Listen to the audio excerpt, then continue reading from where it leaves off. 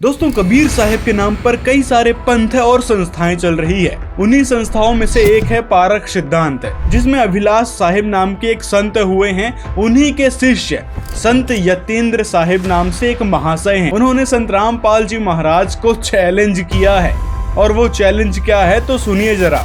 यदि रामपाल सच्चे हैं, यदि वो तत्वदर्शी हैं, जगत गुरु हैं, तो मैं रामपाल को चुनौती देता हूँ। जिनके नाम पर वो जगत गुरु बनने का सपना देख रहे हैं, अपने को तत्वदर्शी कहते हैं, तो क्यों अटके पड़े हैं जेल में? जब स्वयं कबीर साहब 52 कसनी से 1 सेकंड में बाहर आ गए, एक झटके में बाहर आ गए, तो ये क्यों अटके पड़े हैं जेल के अंदर? इसी प्रकार की फालतू की बातें इस यतीन्द्र साहिब ने 4-5 महीने पहले भी की थी।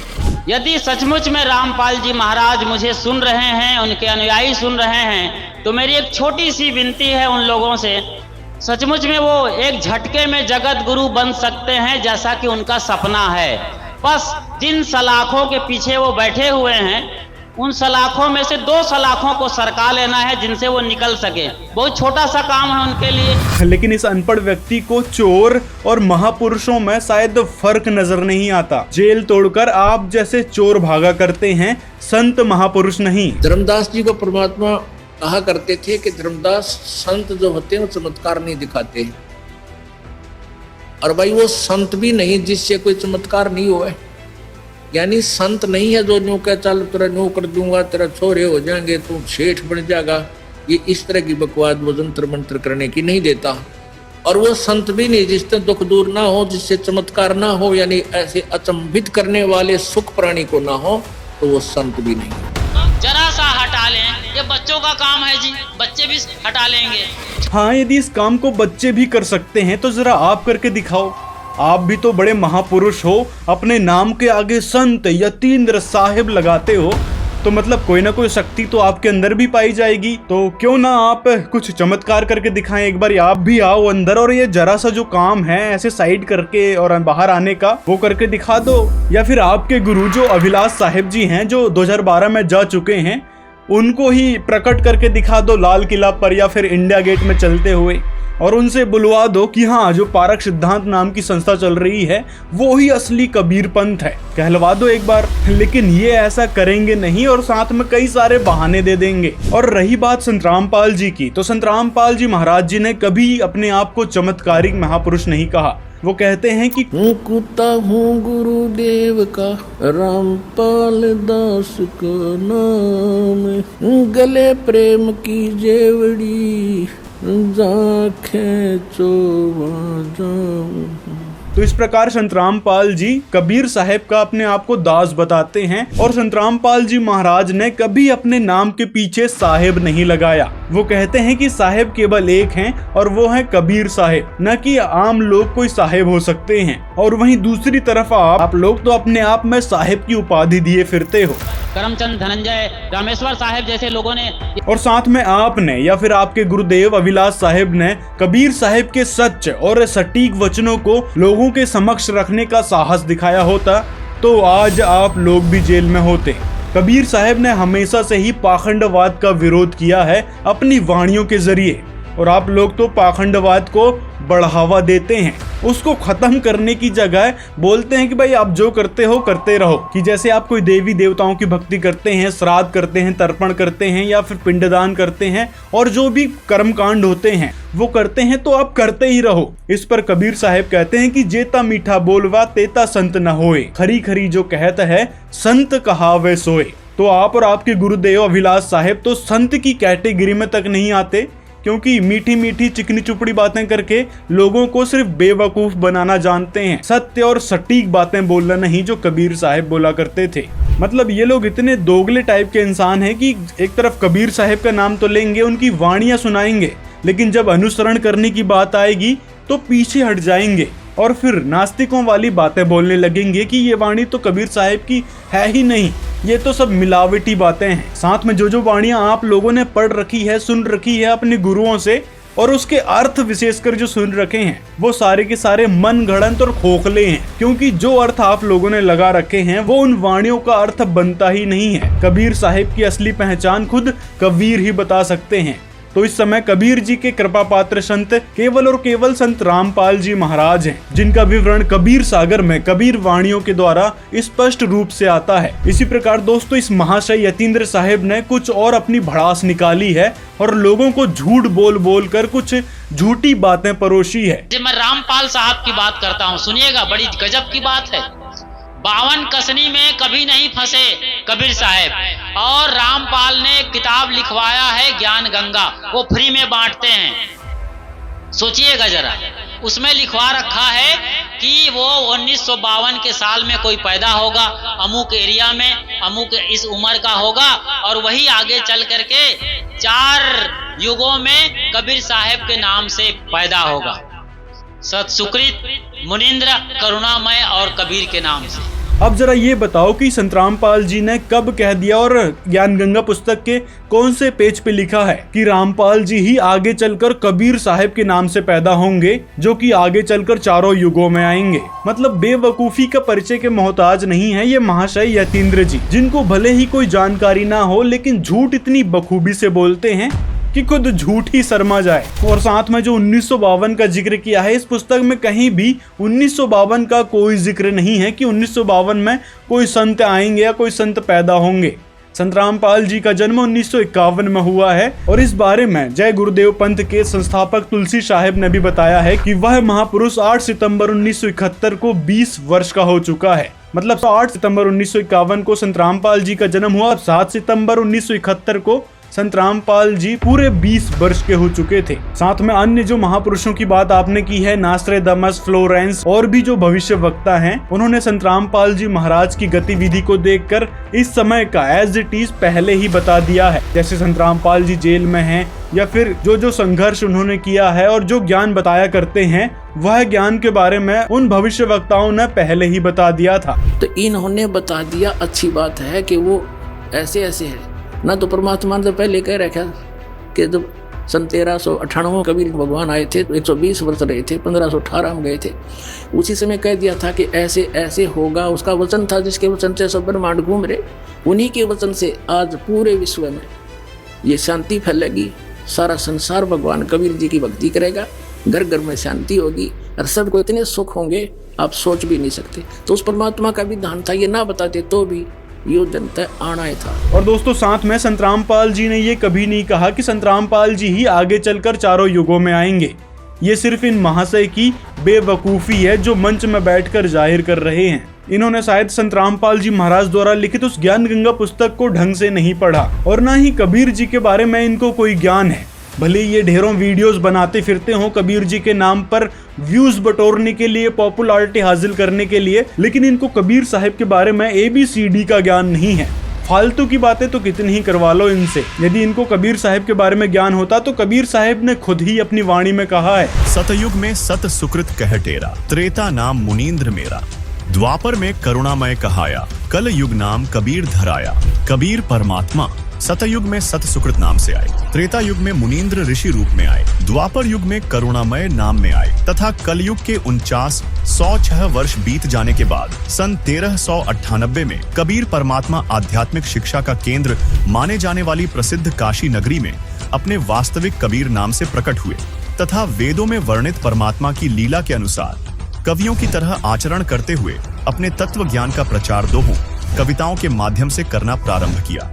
अगर कबीर जी की ये सच्चाई आपको पता होती तो ये बेवकूफी वाली बातें नहीं करते कि रामपाल जी ही खुद आगे चलकर 4 युगों में आएंगे ऐसा बोलते हैं। तो इससे स्पष्ट क्या होता है कि आपको कबीर साहब के बारे में कोई ज्ञान नहीं है, बस कबीर जी के नाम पर आप रोटी सेकना जानते हैं और फिर संत रामपाल जी को बोलते हैं कि ये तो कबीर साहब के नाम पर रोटी सेक रहे हैं। और कबीर साहब के नाम पर सब लोग अपनी रोटी सेकना चाहते हैं, घर गृहस्थी चलाना चाहते हैं, पेट भरना चाहते हैं। मतलब उल्टा चोर कोतवाल को डांटे।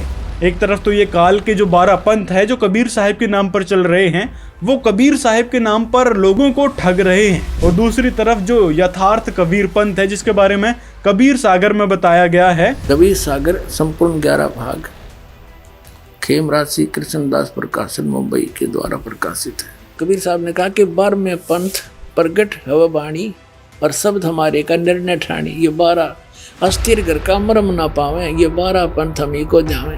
यानी मेरी वाणी को बार में पंथ प्रगट हो वाणी और शब्द हमारे का निर्णय ठानी। हमारे ज्ञान को वो कोशिश करेंगे समझने की, पर अस्थिर घर का मरम ना पावे। ये 12 पंथ हम ही को ध्यान। गरीबदास वाले पंथ में भी कहते हैं मेरी महिमा की वाणी प्रकट होगी, लेकिन गरीबदास वाले भी इस ज्ञान को समझ नहीं सकेंगे, क्योंकि गुरु बिन काहुन पाया ज्ञान, जो थो था भूषण मूड किसाना।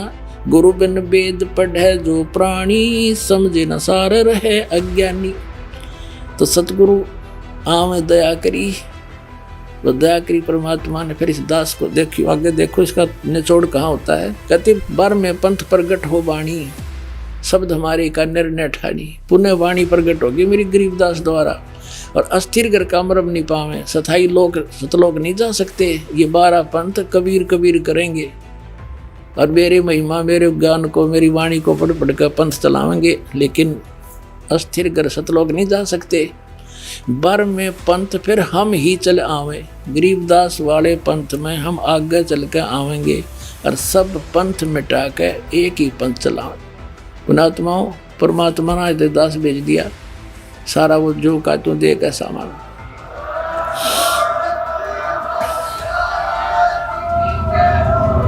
दोस्तों, यतीन्द्र साहिब नाम के इस शख्स की थोड़ी दोगलापंथी को भी समझते हैं कि किस प्रकार ये दोगला व्यक्ति है। एक तरफ इनके गुरुदेव अभिलाष साहिब कहते हैं कि कबीर साहब को सदगुरु मानते हैं, मानव मानते हैं, मानव रूप में मानते हैं, और सदगुरु महान संत, चमत्कारी नहीं मानते हैं।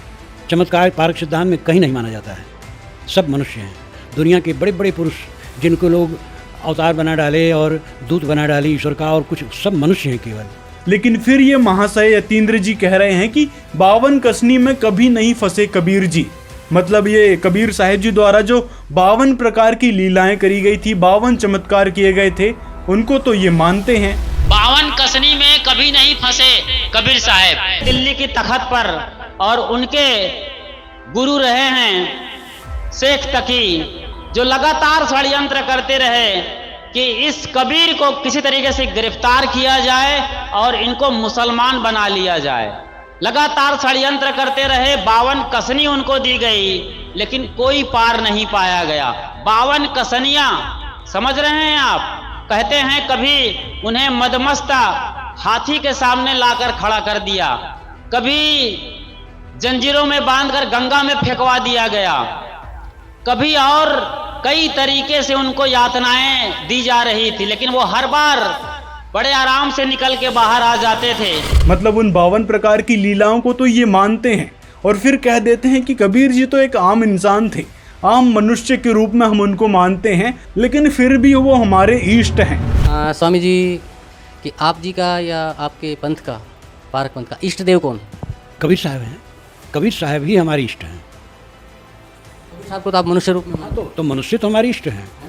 बिल्कुल मनुष्य इष्ट हैं, और पंथ की दृष्टि से और बोध की दृष्टि से वही हमारे सर्वोपरि इष्ट हैं।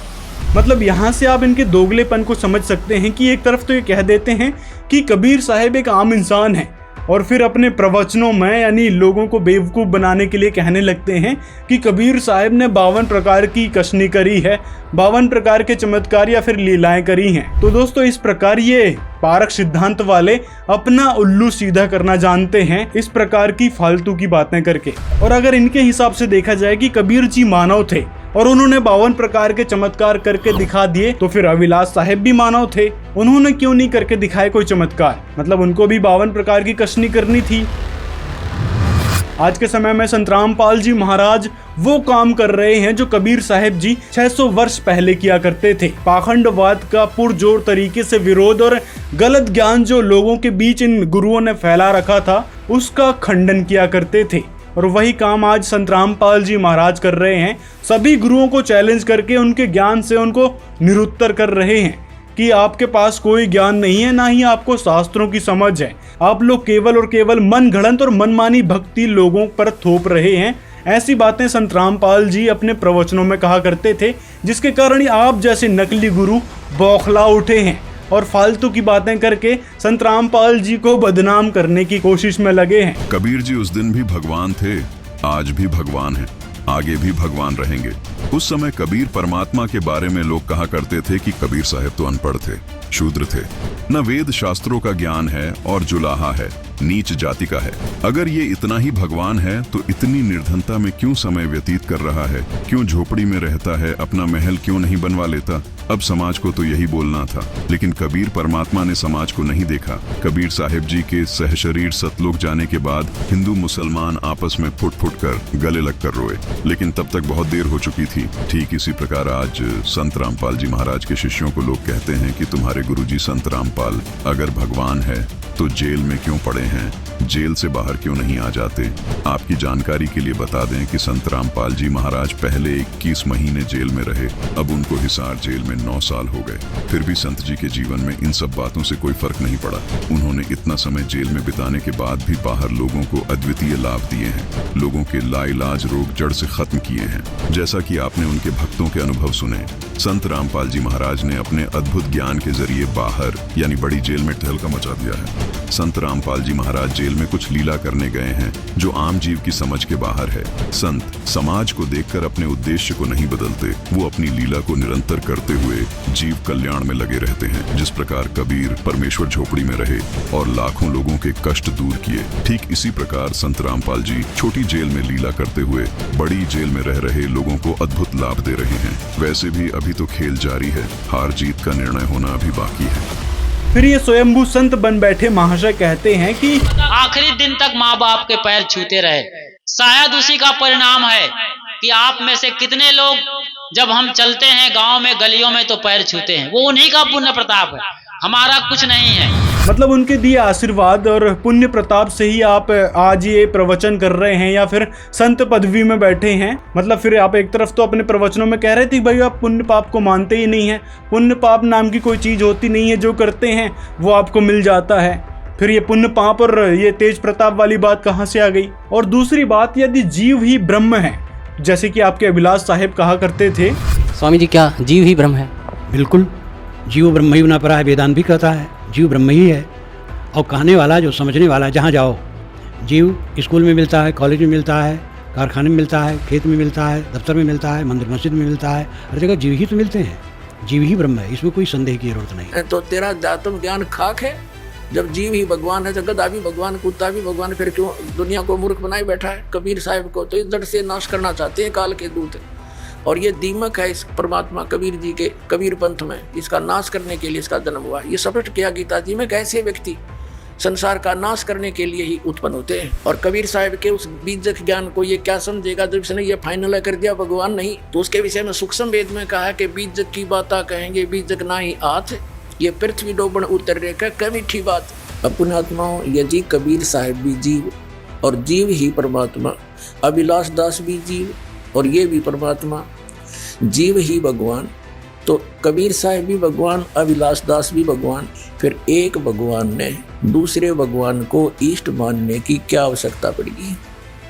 अब भगवान की परिभाषा से भी परिचित नहीं ऐसे व्यक्ति जो ऐसी धारणा रखते हैं। ये अपने शिष्यों की तरफ संकेत करके कहता है कि इनकी पूजा करो, ये सब भगवान है। तो गधा भी भगवान है, वो भी बांध ले एक आश्रम में। कोई बात करते हैं ये लोग, शर नहीं इनका पैर नहीं, और दावा करते हैं अध्यात्मवादी होने की। तो दोस्तों इसी प्रकार कबीर साहिब के नाम पर कई सारे पंथ चल रहे हैं। जैसे ये दामा खेड़ा वाला पंथ था, जिसके बारे में हमने इस वीडियो में डिटेल में बताया था कि कबीर सागर को एक तरफ ये लोग मानते तो हैं कि हाँ धर्मदास जी ने कबीर सागर को लिखा है, यानी कबीर जी ने जो बातें बोली थी वो धर्मदास जी ने अंकित की है कबीर सागर में, लेकिन उसमें ही लिखी बातों को ये इग्नोर कर देते हैं। ये वीडियो आप देख सकते हैं, लिंक डिस्क्रिप्शन में मिल जाएगा। और ये पारक सिद्धांत वाले स्वयंभू संत बन बैठे लोग कहते हैं कि भाई हम केवल कबीर बीजक को मानेंगे, जबकि दोस्तों कबीर बीजक, कबीर सागर, कबीर शब्दावली, साखी शब्द रमैणी, जो भी कबीर जी की वाणियां वाले ग्रंथ हैं वो धर्मदास जी ने ही लिखे हैं। लेकिन इनकी मोटी बुद्धि सिर्फ एक बात को स्वीकार कर रखी है कि भाई हम केवल कबीर बीजक को मानेंगे। कबीर साहब को यदि आप समझना चाहें तो बीजक आप जरूर पढ़िए। स्वामी जी, पारक सिद्धांत को फलीभूत करने के लिए आपके पंथ के प्रवर्तक ने कौन से ग्रंथ को आधार माना? वो तो बीजक उनकी वाणी है, बीजक ही उनकी वाणी है मुख्य, उनकी वही रचना है। और फिर उसमें तो सब बातें हैं, आप बीजक पढ़िए तो वेद शास्त्र सब कुछ बातें आएंगी, वो सब पढ़ने से अपने आप पता चलता है। ये कौन से ग्रंथ से प्रमाणित? बीजक, कबीर बीजक। कबीर बीजक। अब कबीर बीज का सहयोग क्यों लिया? एक जीव के द्वारा लिखी हुई वाणी को अपने समर्थन में और अपने अज्ञान को बढ़ाने के लिए उसका सहयोग क्यों लेना पड़ा? एक दूसरे भगवान में अभिलाष दास भी भगवान, क्योंकि जीव है वो, कबीर साहब भी उसकी दृष्टि में जीव है, तो वो भी जीव और अभिलाष दास भी जीव। तो इसका मतलब कबीर साहब भी भगवान, अभिलाष दास भी भगवान। तो एक भगवान को दूसरे भगवान से सहयोग लेने की आवश्यकता पड़ेगी। तो इस ब्रह्म की यानी ईश्वर की डेफिनेशन समाप्त कर दी इस व्यक्ति ने, परिभाषा ही नाश कर दिया। परमात्मा समर्थ है, सक्षम है, उसको किसी के सहयोग की आवश्यकता नहीं, और जीव को परमात्मा के सहयोग की आवश्यकता है। तो दोस्तों ये थे वो मनमौजी लोग जो कबीर जी के नाम पर अपनी दुकान चला रहे थे और संत बन बैठे थे, जिनको कबीर जी का तो छोड़ो खुद के बारे में ही कोई ज्ञान नहीं है, ना ही ये अपने गुरु अभिलाष दास की कोई बात मानते हैं। इन्होंने पारक सिद्धांत में कई तरह की और भी लीपापोती करी है, जिसके बारे में संत रामपाल जी ने इस अभिलाष दास से ज्ञान चर्चा करते हुए डिकोड की है, जिस वीडियो का लिंक भी आपको डिस्क्रिप्शन में मिल जाएगा। फिर देखिएगा ये 16वां अध्याय गीता सार, इस अभिलाष दास के ही विचार। ये देखिएगा ये क्या कहता है कि कोई मनुष्य दुराचारी हो और ईश्वर को मानता हो, उसमें आस्था हो, तो क्या वह देव हो जाएगा? और यदि कोई ईश्वर तो नहीं मानता हो परंतु उसे स्वरूप ज्ञान, आत्म ज्ञान हो तथा वह सदाचारी हो, तो क्या वह असुर माना जाएगा? अब देखो, वास्तव में तो जगत अनादि है, इसका कर्ता खड़ा करना एक मन की कल्पना है, कर्ता है नहीं, भगवान नहीं है कोई। फिर ये कहता है कि कोई मनुष्य दुराचारी हो और ईश्वर को मानता हो, तो क्या वह भला आदमी हो जाएगा, देव होगा? और जो ईश्वर को नहीं मानता हो, ईश्वर है ही नहीं, और परंतु उसको स्वरूप ज्ञानात्म ज्ञान हो, सदाचारी हो, तो क्या वो असुर होगा? अब इसके इस पॉइंट को कि जो भगवान को मानता हो और दुराचारी हो, यूँ कहता है वो केवल आदमी होगा, देव हो सकता है? अब गीता जी से इसका खंडन करते हैं 9वें अध्याय के 30वें श्लोक में, इसी श्रीमद् भगवत गीता में। और ये तो गीता प्रेस गोरखपुर वालों की, और उसने इसकी नकल ला कर अपनी बकवाद गढ़ रखी सारी। ये देखिएगा अध्याय नंबर 9 और इसका श्लोक नंबर 30 में कहा है, यदि कोई अति से दुराचारी भी अनन्य भाव से मेरा भक्त होकर मुझको भजता है, वह साधु ही मानने योग्य है। तो ये बेईमान व्यक्ति हैं, इन्होंने जनता के उद्धार से नहीं काल के जाल में फंसाने का ठेका ले रखे न।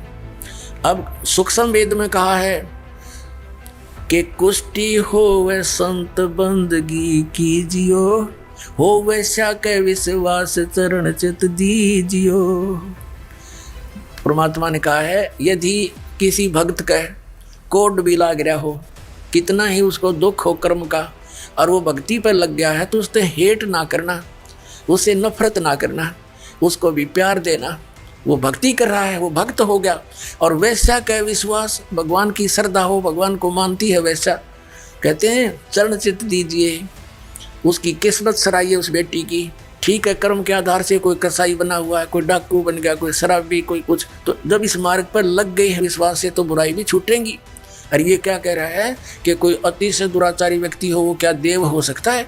इसलिए अभिलाष दास को नहीं कहा इस गीता में राक्षस असुर। अब गीता कहती है कि अति से दुराचारी भी व्यक्ति क्यों ना हो, उसको भी साधु मानना चाहिए। और जो भगवान को नहीं मानता तो एक नंबर का राक्षस है, उसको तो कहने की जरूरत कोई नहीं। तो पशु में और पत्थर में उसमें क्या अंतर है? जब इतना जड़मती व्यक्ति है कि भगवान नहीं है, और फिर क्या है, मेरा शर है वो नाश कर दिया। ऐसे नकलियों ने बैठा दिया अध्यात्म मार्ग का, अपने हिसाब से उन्होंने कथाएं बना डाली। तो सभी कबीर पंथियों से निवेदन है कि ऐसे संत गुरु बन बैठे लोगों से बचो और अपने मानव जीवन को यथार्थ आध्यात्मिक ज्ञान समझने में लगाओ, जो 600 वर्ष पहले कबीर साहिब दिया करते थे। और वही ज्ञान आज के समय में सिर्फ और सिर्फ संत रामपाल जी महाराज बता रहे हैं। क्या कभी वेदों को भी पढ़ा? हाँ, वेदों को पढ़ा, वेदों को पढ़ा, लेकिन यहाँ तो वेदों को पढ़ा, वेदों पर लिखा, वेद पर मेरी पुस्तक है, वेद क्या कहते हैं, तो वेद पहले से पढ़ता हूँ, आज भी पढ़ता। लेकिन स्वामी जी, हमने सुना कि वेदों में परमात्मा को साकार माना। ना, ये तो बहुत गलत है। वेदों को जानते ही नहीं है वो, तो वैसे कहेंगे। वेदों को ऐसा स्थूल परमात्मा कहीं कोई नहीं माना है वेदों में। वेद में कर्म कांड ज़्यादा है, प्राकृतिक शक्तियों को देव मान करके उनकी उपासना ज़्यादा है, और आध्यात्मिक चिंतन जगह जगह है। उसमें कोई स्थूल ईश्वर को कहीं नहीं माना गया है, देहधारी अवतार ये सब कहीं कुछ नहीं माना गया।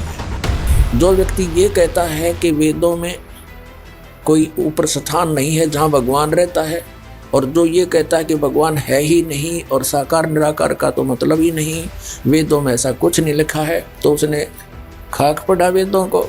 वो जड़मती व्यक्ति है, भ्रमित कर रहा है अपने अनुयायियों को। वो बोले श्रद्धालु तो एक कोरा कागज होता है, उस पर जैसा लिख दिया जाए वो उसी को स्वीकार करते हैं।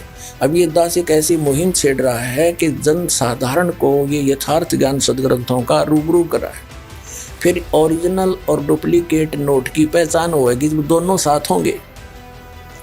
अब तो अपनी अपनी सब कह रहे हैं और नाम वेदों और कबीर साहब का ले रहे हैं कि कबीर साहब ने ऐसे बोला है, वेदों में ऐसे लिखा है, श्रीमद् भगवद गीता में ऐसे लिखा है, और फिर अपना अज्ञान सिद्धांती समाज में प्रवेश कर रहे हैं।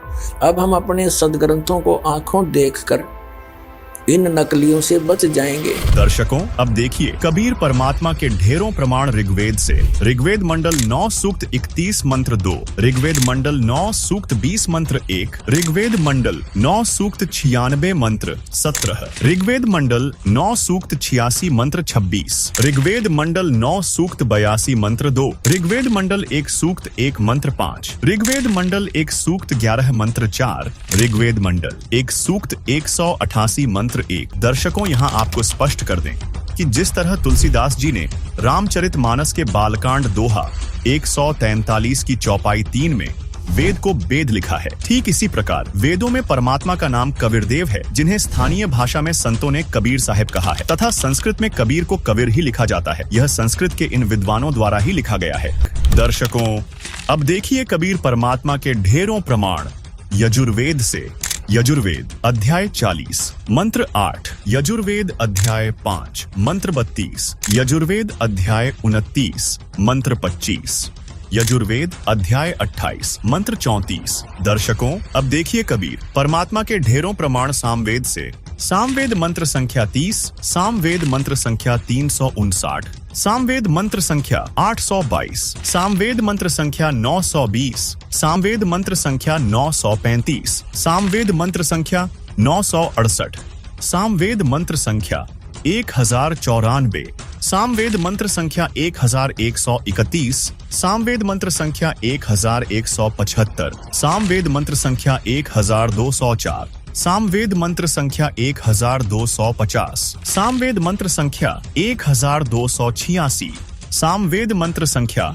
1318, सामवेद मंत्र संख्या 1400, सामवेद मंत्र संख्या 1562, सामवेद मंत्र संख्या 1711, सामवेद मंत्र संख्या 1774।